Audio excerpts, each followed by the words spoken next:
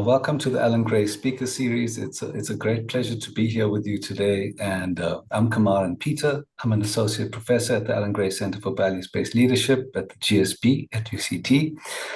And I'll be introducing and running a panel with both our authors today, Peter Willis and Gareth Morgan.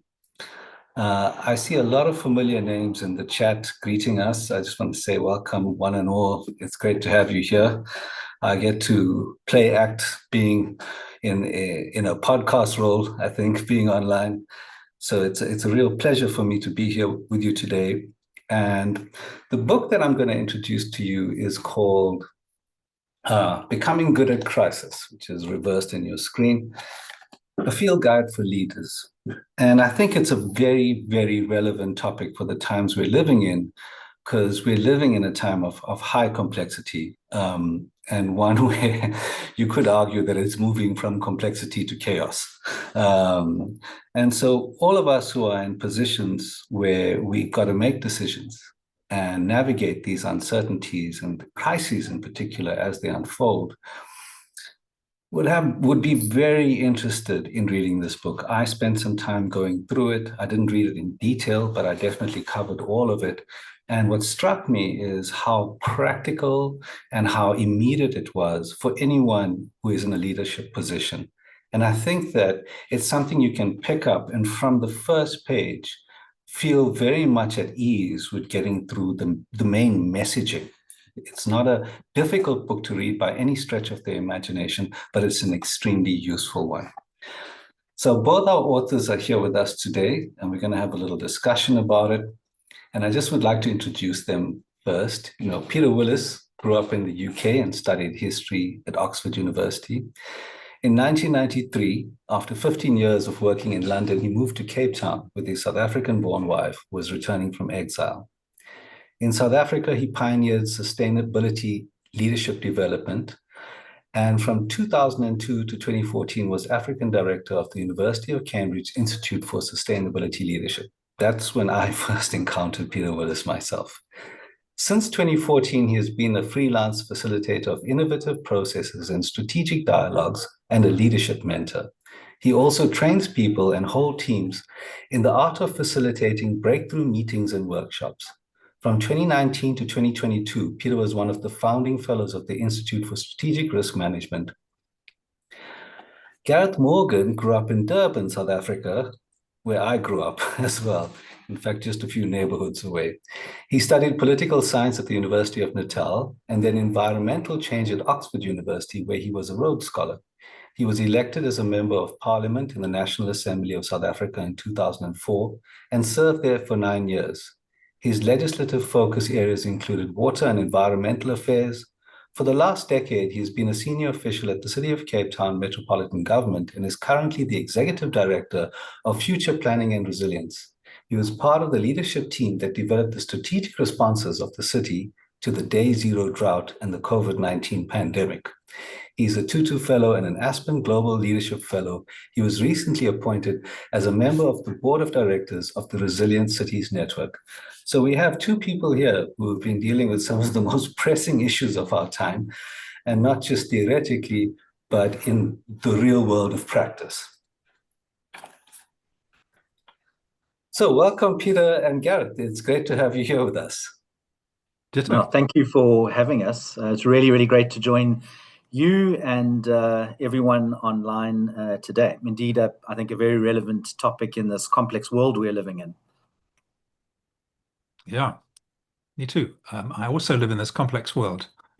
We share Cape Town. Cape Town has some mitigating factors to its complexity too. So lovely to be here. Well, welcome to both of you, and I'm sure we'll have a nice, rich discussion. I thought we'd start out just by each of you sharing your background and how you came to partner on the book and what you've learned from each other during this collaboration. And I'd like to go to yourself, Peter, first, and then Gareth. What an interesting question. Well, the background, I'm just going to start with the background that sort of tilted me into Gareth's orbit, which was the extraordinary drought that we went through here in Cape Town, 2016 through to 18. And as we neared the crisis point and the sort of peak of the drought in early 2018, I, like everybody else in Cape Town, was getting really worried because the possibility of things going hideously wrong and us running out of water seemed to be becoming more and more real. And I had this sudden realization that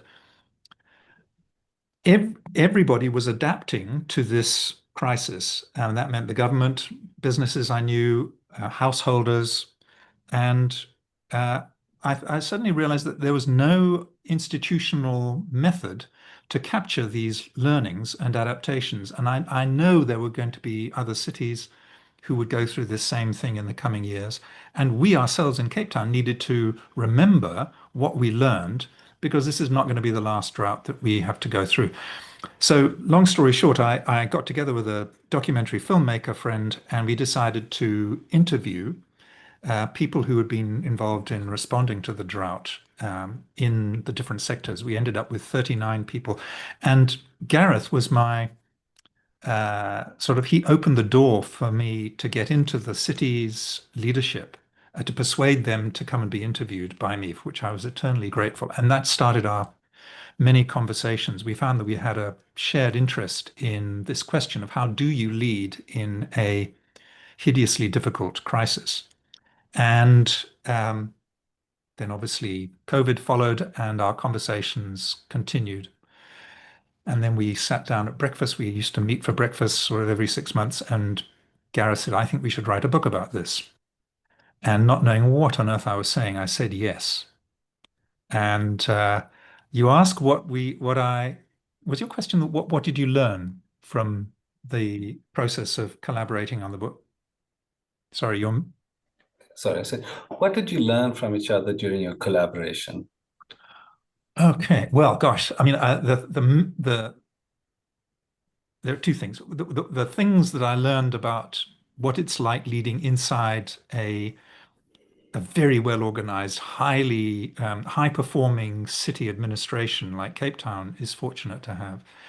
I got a lot of insights into the kind of dilemmas and challenges that Gareth and his senior colleagues had faced during these two big crises, and also now, ongoing. And I found that very sobering in a way, and also very educational. But then on the more sort of personal level, we're very different personalities and we have different writing styles.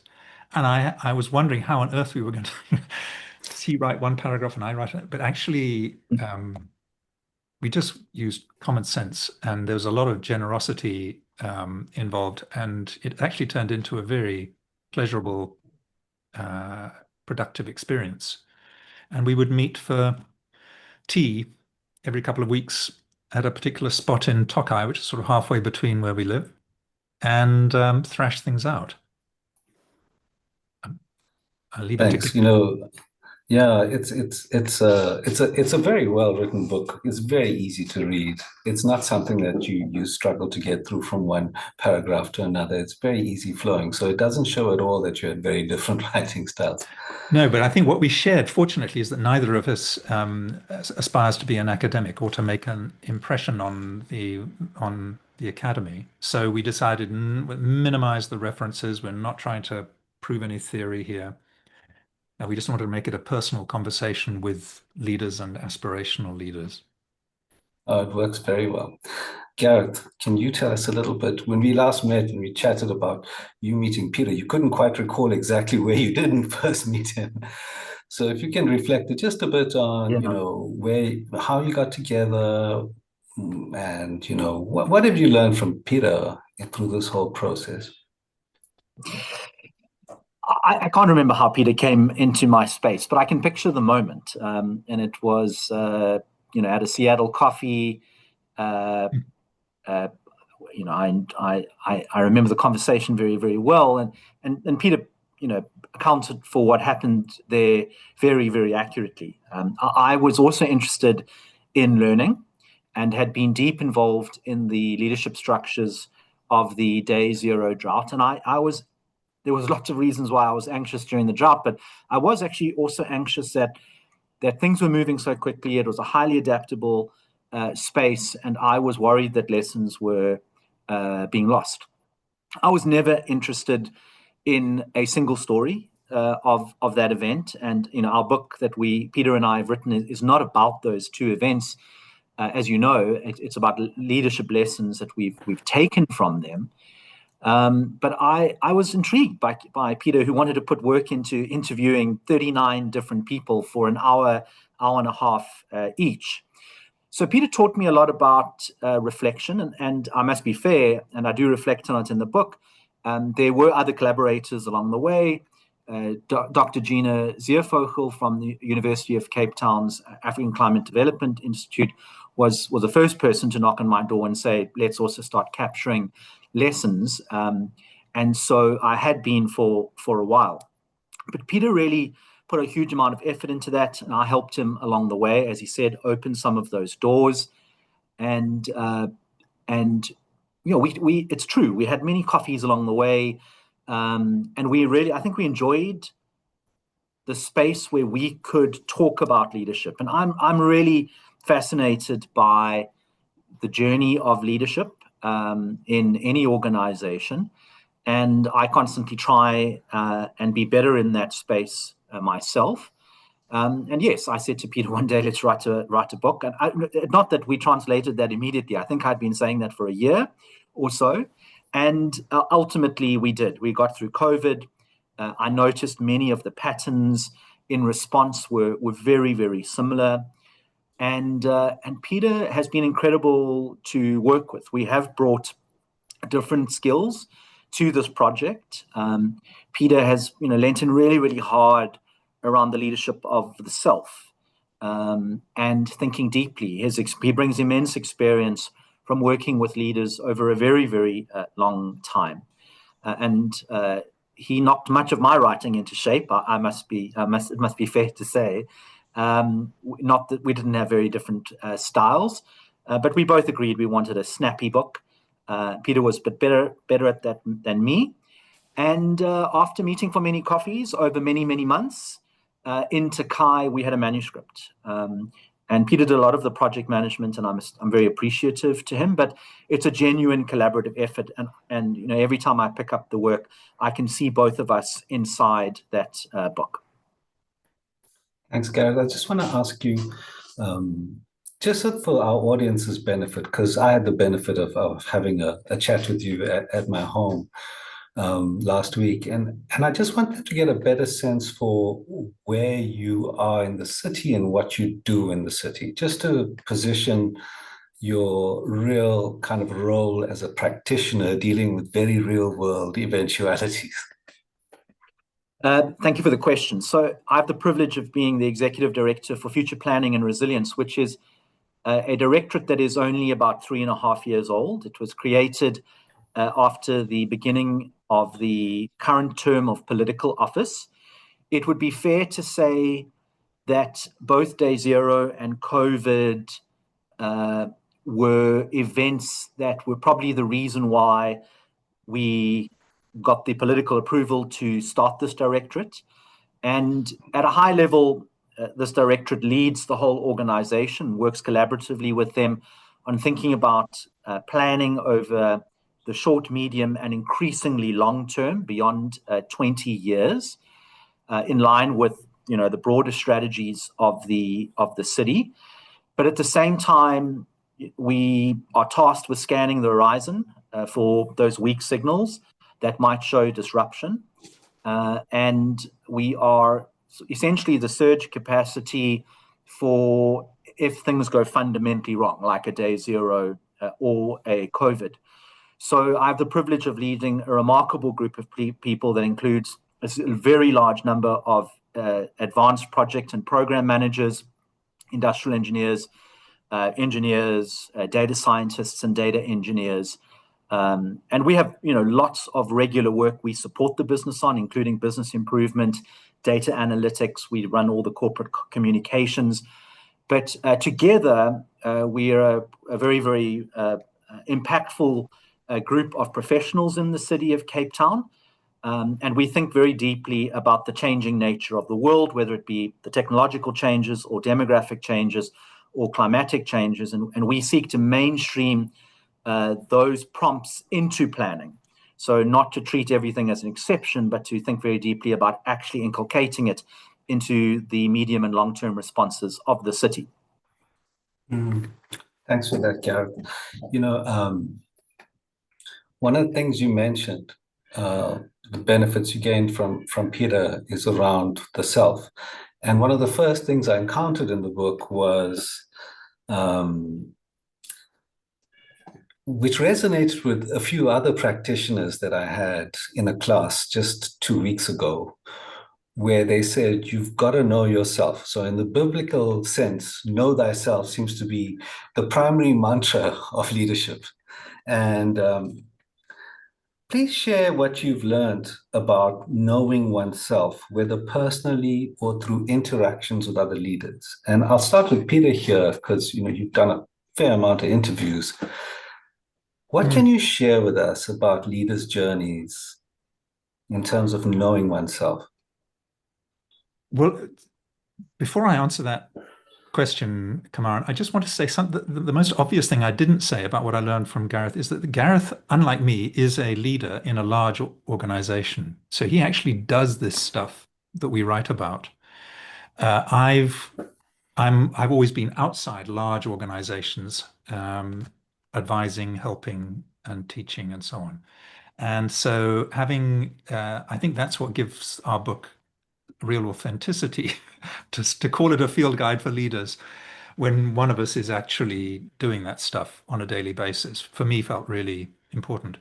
And I think he's probably, from what I can tell, a really good leader too. So the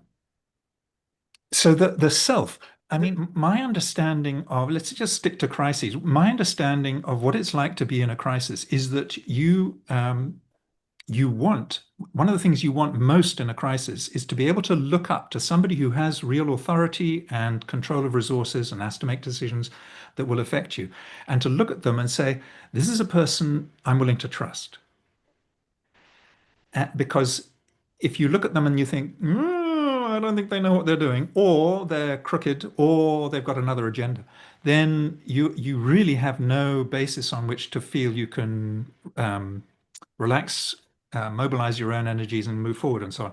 So what gives people the ability to trust a leader, in my view, is a sense that this leader is a grown-up.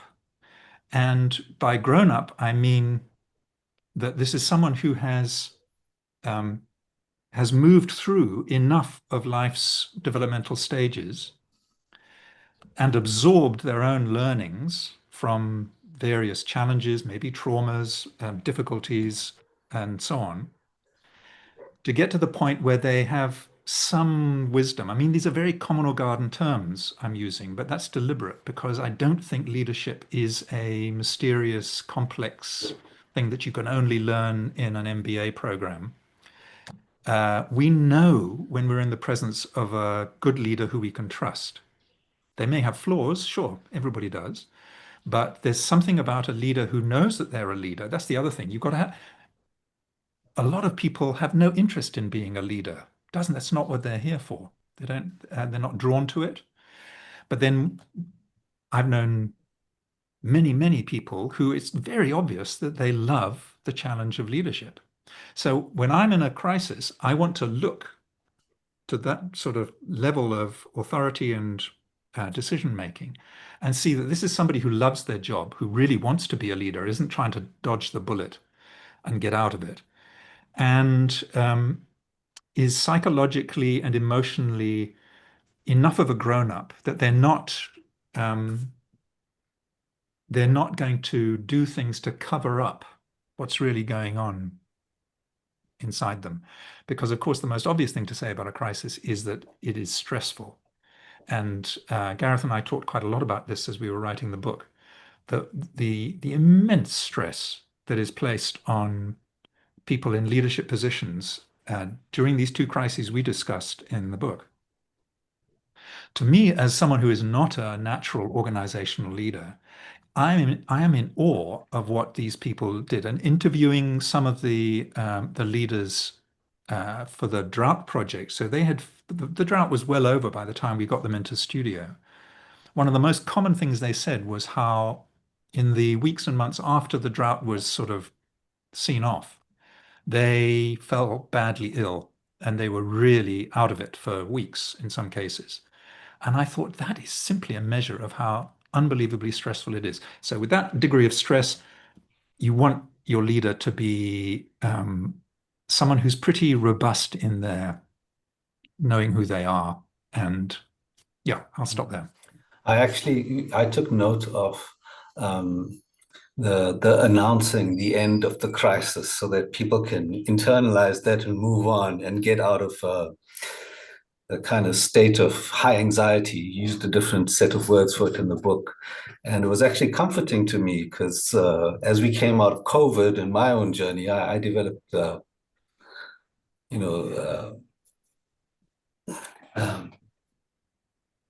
I can't remember the name of the disease, but it was one of those, what's it called? It's related to chicken pox, where you get these really painful things all over your body. And it's purely stress related is what my doctor said to me. And I was out of the loop for a while. I also came down crashing pretty hard. Gareth, I want to pose the same question to you. This whole notion of know thyself as a leader. I was struck in our discussion by the faith you had in the people around you and how highly you spoke of them. So it struck me that it wasn't just your leadership or the leadership team around you, but also a sense that there was a leadership culture around you which you could trust. So can you reflect a little bit about that, from your experience, your personal, as well as the people that you work with? Yes. So I think one of the most important things that a leader in crisis can do is to provide clarity, a sense of interpretation of what's going on.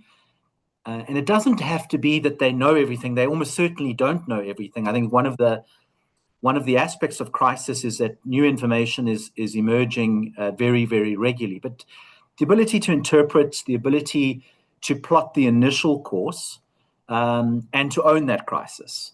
And we deal with that in one of the stages of the crisis. But people look to that because otherwise an organization can be spinning its wheels, wondering, is this the moment? Is it a crisis? So that clarity is very, very important. And I accept with that comes some degree of risk. And the leader has to take that risk on because it might be, in some cases, that crisis isn't quite what you expected. It in other words, wasn't a crisis. But you can get that wrong, and it is worth thinking that through very, very much. But I think looking for clarity is so important. And there is comfort in the team. The leader, in this particular moment, or at least once they've articulated and got some of the aspects around interpreting the crisis down, then they have to think about who is the core that will co-lead in this particular moment. And I do live in awe of many of the people that I had the privilege of working with during day zero and the COVID-19 pandemic. And my sense, and we write about it in the book, is that it is so important for the leader as well to break the organogram, if necessary, quite frankly, because there's a regular mission of the organization, whether it be a business or a government. It's the reason they exist in the first place. And in some respects, that business has to continue because we're talking about the continuity here. But not everyone in, say, a regular leadership team, a C-suite, or however else an organization may structure itself, is necessarily the right group of people to lead in a crisis. And so it's a hard conversation for a leader to have. A leader will need to have the guts to be able to say, John or Peter or Sally, you're not the right people for this moment. Go about, the regular work, and I need to pick X, Y, and Z from other parts of the organization because it takes a particular type of person to form part of a leadership team. The reason I answer the question in this way is that because there is so much uncertainty, and although you will try and reduce that uncertainty over time, and because at times it could feel chaotic, it is important to be in a space where you look around you and say, these are people who together are going to navigate the space. The leader and the team, hopefully everyone leaders in their own right. Because when things get tough, and things are often very, very tough, looking around you and having people going through very similar experiences, have the same level of possibly information that is available, can be very, very comforting. And neither of those two events was I the actual leader of the top team. I was in the first level of leadership of each of those teams, and I had the privilege of being able to observe, up one level up and around me, and then down. And so much of what I learned, which I've, Peter and I have put in the book, is around that and the positioning of the leader around and what is around the leader. All of that brings some degree of comfort in crisis. If I might ask, yes. Can I just chip in with a little anecdote there? I'm not sure if it made it into the book in the end, but one of the very senior leaders that I was interviewing during COVID, an American CEO of a big, big multinational, extraordinary woman. And she was telling me, as COVID was unfolding, I was interviewing her every week for half an hour.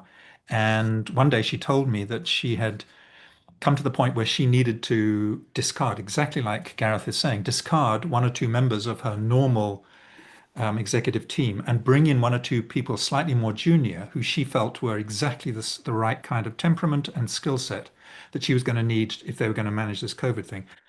And she was winding herself up to this meeting where she was going to have to turn to one of her most senior deputies, a guy who'd been in the business for many years, and say, I'm sorry, just like Gareth said, I'm sorry, I'm going to ask you to keep managing your thing, do it really well, but I don't need you in my crisis leadership team. And he beat her to it. And he said, I'm not liking the way things are going in this thing. It doesn't feel like me. And she realized that she had started to communicate an aura of, this is how we are going to respond to this. And it's going to be very high pressure. I'm going to be demanding a lot of you, and things will change very fast. And he beat her to it by saying, that's not me. I'll do whatever else you want, but I'm out. And I thought that was a nice template to aim for. It shows some degree of awareness on his part as well.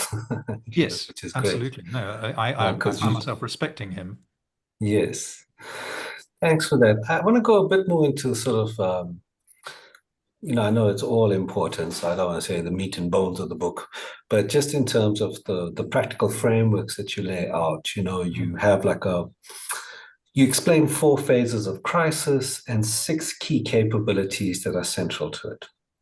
So I'm going to just ask Peter to continue in that vein. Just explain to the audience, what are the 4 phases of crisis and what are the 6 capabilities? And then perhaps, Gareth, if you could enrich that with some examples, either along the way or after Peter's explained.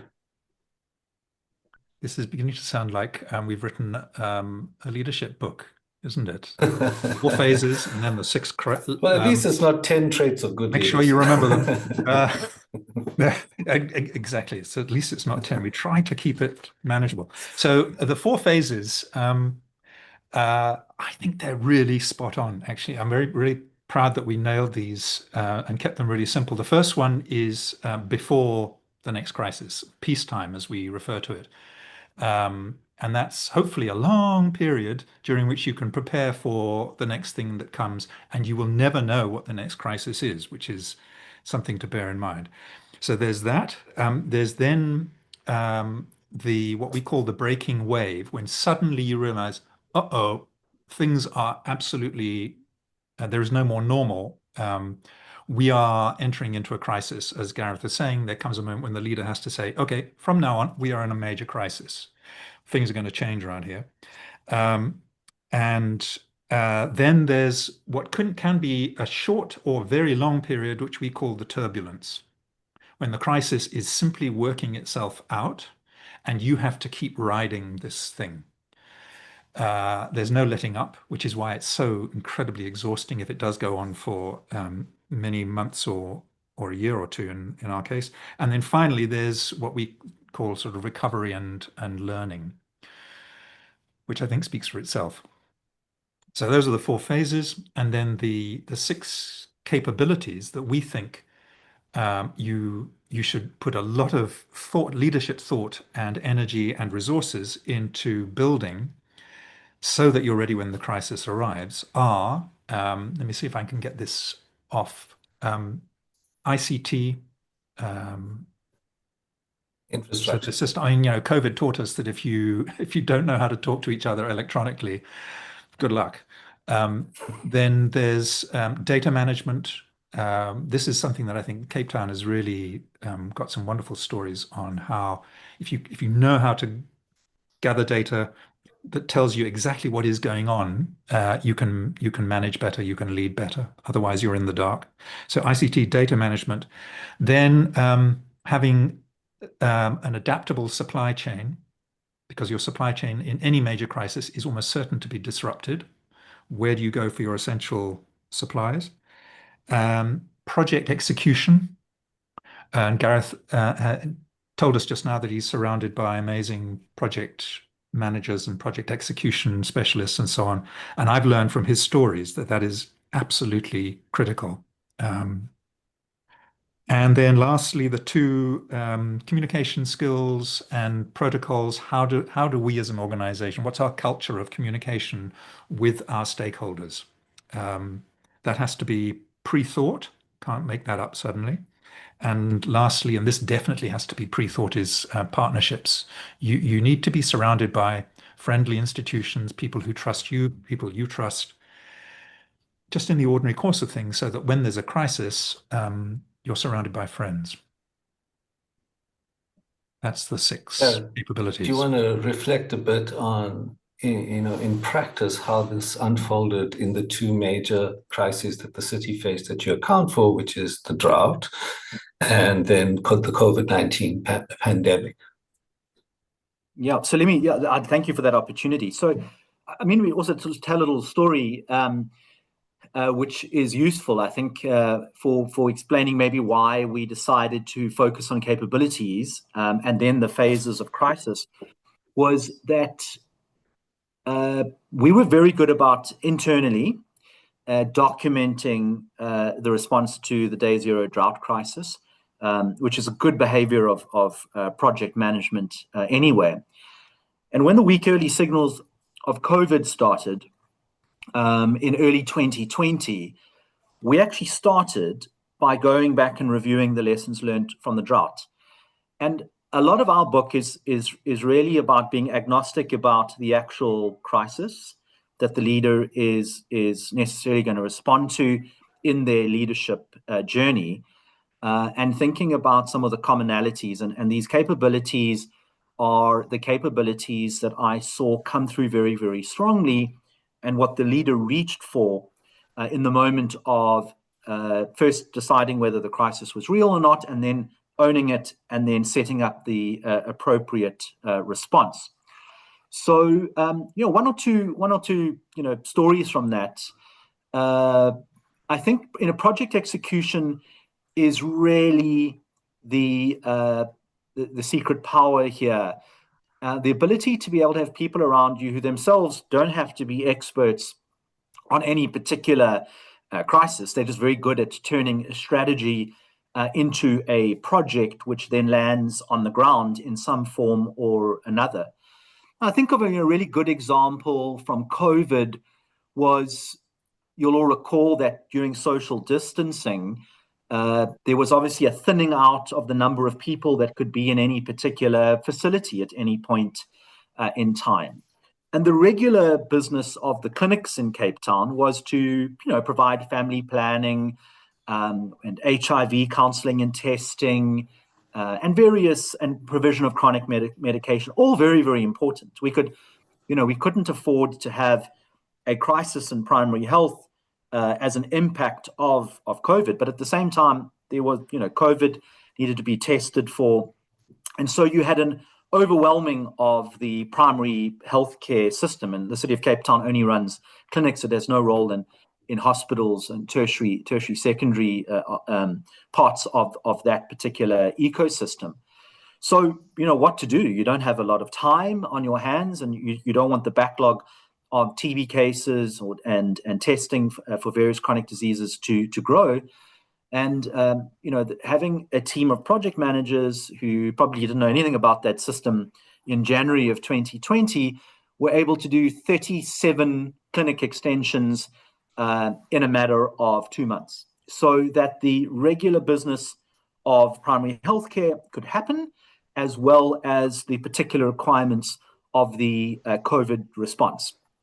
And that was agile. It was, building on temporary facilities, retrofitting halls, that kind of stuff. And the ability for a leader to be able to say, this is what one of the most important things for us to do is. And as I said earlier, you want to, as far as possible, continue your regular business in crisis, but you're going to have to do it in a different way. So, that's one example. And we talk a lot about project execution abilities. The data component, I think all leaders at the moment are having very, very detailed data conversations.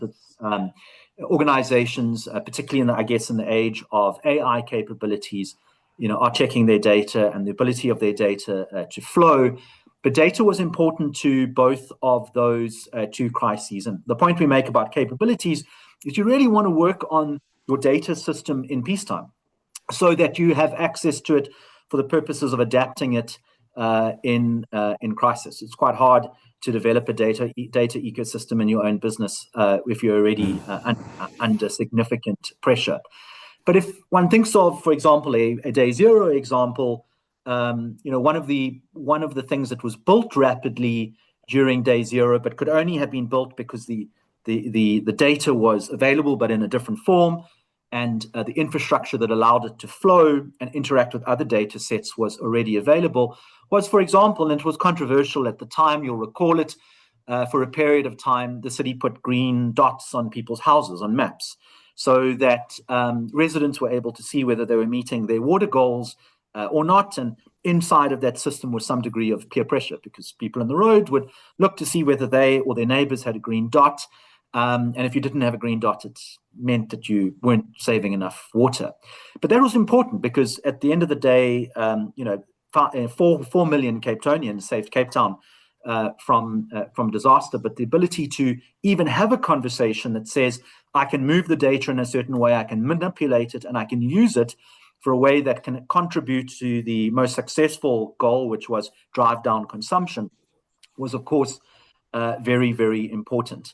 And as Peter said, those other capabilities, we learned a lot about supply chain vulnerabilities, I think, during COVID. It wasn't necessary that my own organization was ready for that. I don't think anyone was ready for it, but I've taken many lessons from that. The need for all of us as leaders to more regularly have a sort of a sense of the end-to-end view of our supply chains, and to stress test it more regularly, and to think more deeply about the appropriate near sourcing versus further sourcing. These are things we need to think about more as leaders. But the book, and I won't give it away, takes little vignettes from these two particular crises and gives some color to why these capabilities are important, and more importantly, why we should do everything possible to build their strength during peacetime so that they can be leveraged during crisis. That's great. It goes some way already towards answering Albert's question. And just briefly, even though there's a lot of concerns over the ethics of how we use data, I think in that circumstance, it was used to create a sense of commons, in the neighborhoods. And we had a 6'3" guy going around checking up on everyone who was watering their gardens. So it kind of worked, There's something else I picked up on in the book, and I just want to turn, and it relates a bit to Albert Ferreira's question as well. But you spoke about, in the book, you speak about the limits of planning and the preparation paradox. And to me, that was complexity 101. So, Peter, if you could expand a bit on that, and Gareth, if you have anything to say about it as well, the limits of planning and the preparation paradox. Ooh, was that in our book? Yes. It sounds vaguely familiar. I can have a first go while Peter gathers his thoughts. Gareth, this was a Gareth idea. I think you can tell from the expression on And my you say face. you didn't write an academic book. I found an academic nugget in it. I'll blame him. I'll blame him. Look, I think Peter, dig yourself out of this one. I think Peter did a better job of naming my idea. I certainly didn't come up with the preparation paradox, but he was right, and it is eye-catching. I think what we mean by that is we've just spoken about these capabilities, and a lot of the book is at the front of the book really is saying we can't predict what that next crisis is going to be, and we reflect quite vulnerably, I think, around COVID, because it feels like the whole world was sort of caught off guard. COVID, it was true that COVID was sort of on the risk registers of the World Economic Forum, their big global risk report. But it wasn't there in the previous 5 years. And even if it was on the risk register of your own organization, no one could contemplate the secondary impacts of that crisis, because it was the non-pharmaceutical interventions that governments around the world chose to take to control that. And I think there's been a lot of reflection since then about whether, the effectiveness of it. But that's what people did. And I don't want to go into the detail of whether it was, in hindsight, good. It was all we knew at the time. But it was those secondary impacts that actually became the crisis for so many people. And obviously with, all due sympathy and respect for the many people who tragically passed away during that. But what I'm saying about that is, other than, I guess, actual healthcare systems and possibly labs and what, nobody was really tangibly preparing for an event like that. My own organization, which, by law has to have disaster management plans, and I think we have 24 disaster management plans for Cape Town, for disease and for chemical spillages and nuclear incident. There's just a certain type of crisis, particularly that type of crisis which is lingering and is around for a long time. Sometimes it arrives slowly and then sort of gathers momentum. My personal experience is that the best laid plans that have been put together often by really, really talented people, either in the risk space or the continuity space or in the disaster space, are not that useful when it comes to actually responding to these long, sticky crises that can often be around for weeks or months, in some cases, even more than a year. And COVID, of course, was probably 2 to 3 years in it. And that's kind of the limits of planning. There's a lot one can do for event-based planning and normal sort of continuity planning, whether it be a cyber attack and bringing that back online. It's much harder to think about something that is changing significantly over time. And that's why the book is really agnostic about what the next crisis is and leans so heavily on those capabilities and saying, if there's one thing the leader can do, whose regular job is keep the eye on the prize, which is the regular mission, is build the capabilities because they're actually good for your regular mission anyway. They're the types of things that are contributing to your profit or the public good if you're the government, or other good if you're an NGO. So it's really an invitation to leaders to actually think about crisis and say, look, my job isn't every day to think about the next crisis, but I can put a lot of the infrastructure in place that will be adaptable and at my fingertips. And I think that is something about what we meant by the limitations of planning and the preparation paradox being you can plan actually a hell of a lot, and it might be that you actually throw out that plan. Hopefully not. Hopefully it is useful, but rather have the capabilities at your fingertip and then the leadership and people around you so that you can rapidly build a response that is more appropriate to the fast-changing nature of that particular crisis. It really goes into organization building. Sorry, Peter. I was just saying, I told you he would know. So this leads me to the next question, which, and you've alluded to it already, which is, attending to weak signals, which also has an inherent paradox in it because they're weak signals and you've got to assess them and you're not quite sure whether it's going to manifest into something. You go into this in the book, and you're not quite sure if the next disease is necessarily going to turn into a global pandemic. So there's something in that, in navigating that, which interested me. So what kind of sensitivities are required to be effective in attending to weak signals? And I have to admit, as someone who's very deep into complexity theory, I often lecture about the nonlinear effects coming from outside of what is normative. So they're very difficult to plan for. But you've got something here where you spoke about coping with those weak signals. Gareth, let me start with you, and then Peter, maybe if you can follow up. Yeah, this is a very difficult, area of leadership because mistakes can be made in this particular space. If I think back to COVID, having learned many lessons from, for example, day zero, I actually was tasked in sort of February, a good 7 weeks before that lockdown period, to start working on what this could mean. It was before, the COVID had really burst into northern Italy and New York State and Spain, which is where it jumped most acutely after Wuhan. And so it was early days, and it was speculative in nature, the work that I was, asked to do. But, I was asked to think through what are the impacts of this. And it was a low cost, well, it didn't cost anything, but it was a low risk initiative to be able to put a few people into a room and to start getting the muscles going. And to start thinking quite early about what this could be.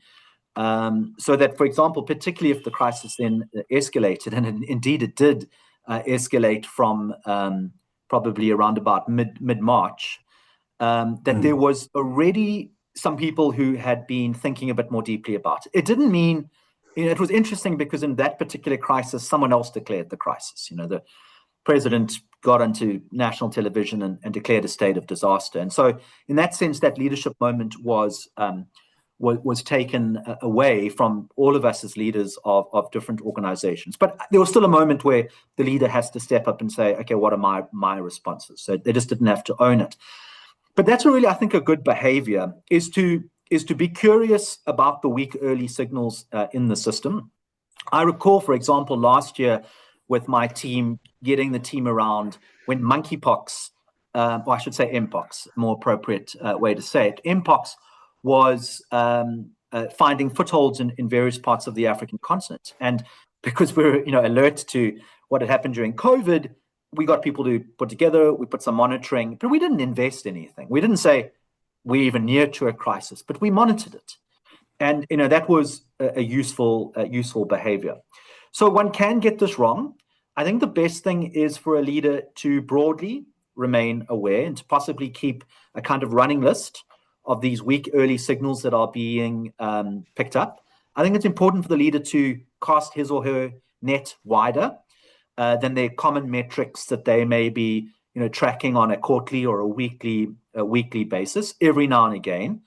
And then to periodically brainstorm with the team. Am I seeing this correctly? What do you think about it?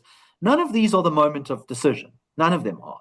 But the ability to just run them through and say, should we be doing anything more in this particular area? Should we send out scouts, to the horizon and to look a little bit further?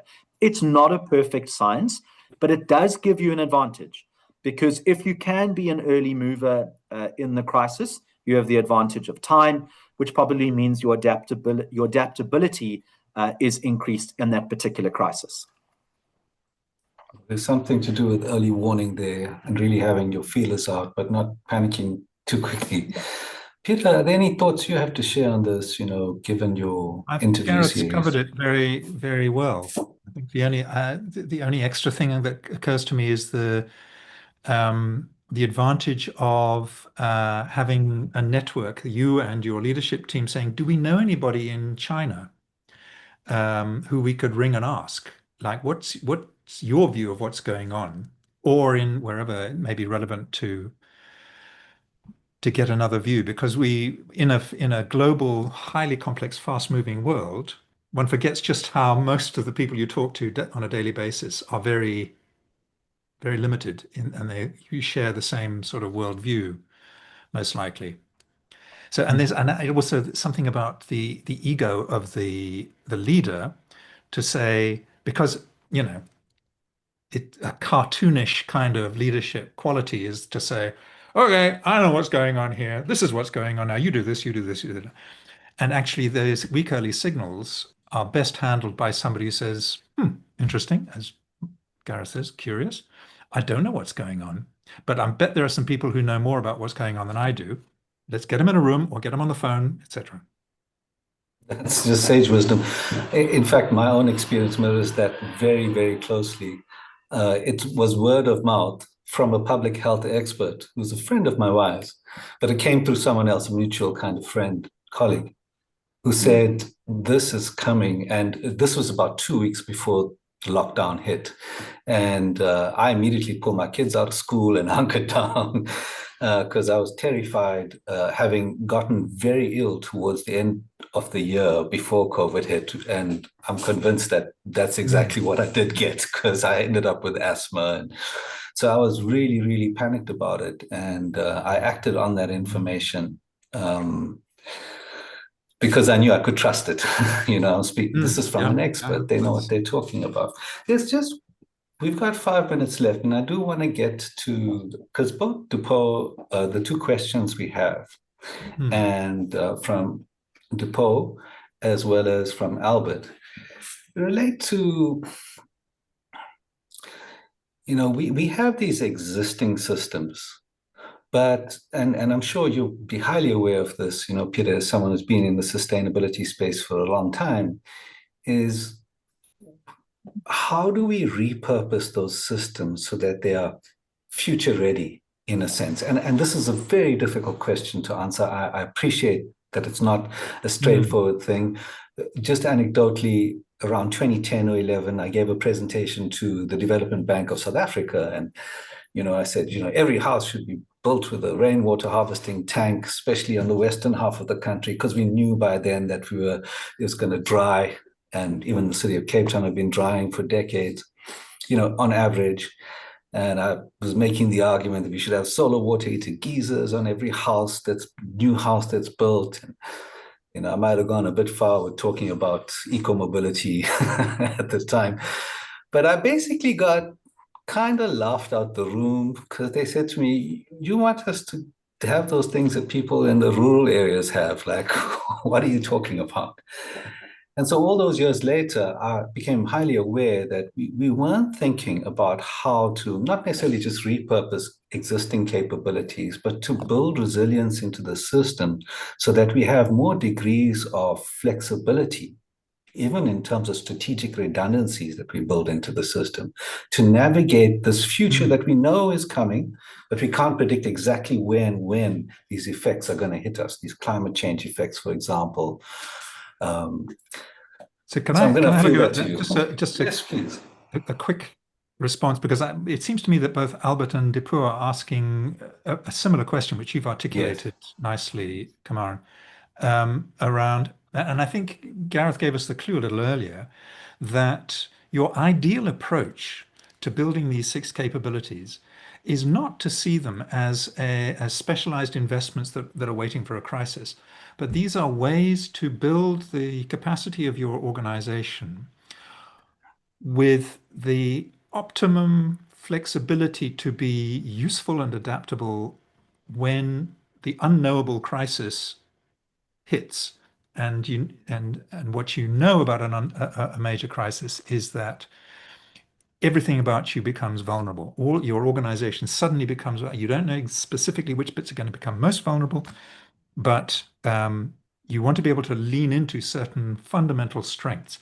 Now, I think you can make a case for building those capabilities and investing the money in them, go to your DBSA story just now, Camaren, without having to paint a picture of exactly how useful they would be in a future climate challenged world, but just on the basis of cheapness, return on cap, you can make a now case for things that are going to prove to be invaluable later. So it's a rather selfless task building these capabilities, and you can't go around saying, we're going to be in a crisis, we've got to spend now, because people will run away. That's a very, very good answer. Thanks, Peter. Yeah, Gareth, do you have any reflections on this? So, not that we write about this in the book. I mean, I think the building of resilience, building resilience is not a goal in itself. I thought sustainability was always more of a goal. Resilience is really a practice or a capability, that allows an organization or a system to get back on track, either near to where it sort of veered off, sometimes I guess better than it previously was. And I mean, there are a number of ways I think organizations or broader systems can build resilience. And I think in our future, all of us should be thinking more broadly about, in our regular business, how are we building that strength, which is another way, I guess, of talking about resilience. So alternatively, how can we reduce vulnerability? And as an organization that I work for, the answers are still the most important things that people need. Not all of them are, build a desal plant or build a new hospital or something. Many ways that we build strength, that we need to build strength in society, that improve the ability to be responsive to whatever a shock event is, comes down to things like, making sure that more households have jobs in them, making sure that, people are not living in informal structures because they're obviously more secure, or alternatively, reducing crime. You can have many indicators of vulnerability in a society, but they actually come down to some leading indicators around jobs and crime and the type of living dwelling. Now, we don't deal with it in the book, but that is kind of regular business. And one doesn't need to even have a specific language about that. That's really just the requirements of our constitution, in order to transform the lives of people and to make sure that they're better. But the benefit of that, of course, is the ability to improve resilience to whatever whatever shock event may arise, and may strike a household or a community. Of course, I'm thinking very much like a government practitioner here. It might be different for other types of organizations.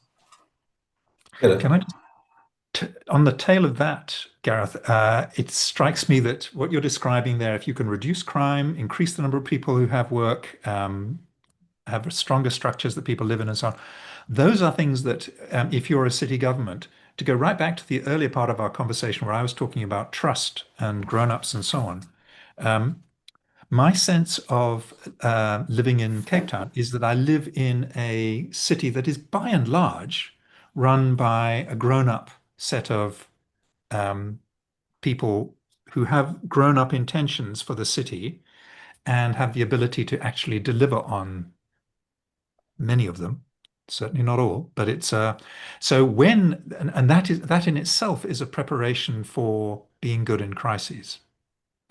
That I know that when we have our next major crisis in Cape Town, the city administration will have earned itself a whole lot of trust, invisible trust, that I know other municipalities around this country will struggle to, they can't earn it once the crisis starts. It's very difficult to. It's good to go in with your bank balance, your sort of trust bank balance, reasonably full before, and it's things like dealing with the basics of city living without getting into fancy resilience policies and special actions. I just want to say, one of the things that I've been emphasizing in my teaching recently, and I've really come to see the benefit of this, is the overlap between scholars and practitioners in leadership. And, there's a great paper called Don't Simplify, Complexify by Harry Tsukas, where he talks about how practitioners live life forward, whereas scholars understand backwards. But you have these moments of resonance when the two come together and the practitioners internalize what they've been doing in theoretical language, and the scholars ground their knowledge in the empirical, practical realities of what is transpiring in leadership. And I think encountering your book gave me one of those experiences, because it wasn't a 10 traits of good leaders. There's actually a lot of very good complexity thinking baked into it. And so it sparked a bunch of thoughts on my behalf, and I'll be in touch with you to interview you further to see if I can tease out some of those resonances together with you. I just want to say thank you to our guests today, everyone, and thank you for everyone who attended, for the questions we had I had 2 pages of questions, but I didn't go through all of them. Peter? Can I just say, I see it's been put on the chat, where the website to go to if you are interested in acquiring a copy of our book, which we would love you to do. It'll change your life. Please get the book. It's a very, very good read, and it's very straightforward. There's no long except words. for we avoided long words, except for paradox. The planning and propaganda preparation paradox, which is well explained in the book in any event. Okay, thank you, everyone. Thank you. Thanks very much. Thank you for your time. Enjoy the rest of the night. Take care.